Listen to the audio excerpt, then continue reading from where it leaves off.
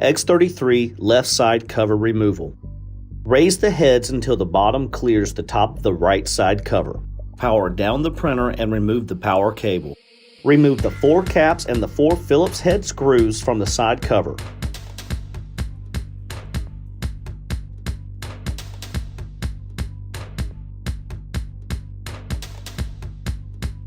Remove the 5 Phillips head screws from the top, front, and back cover.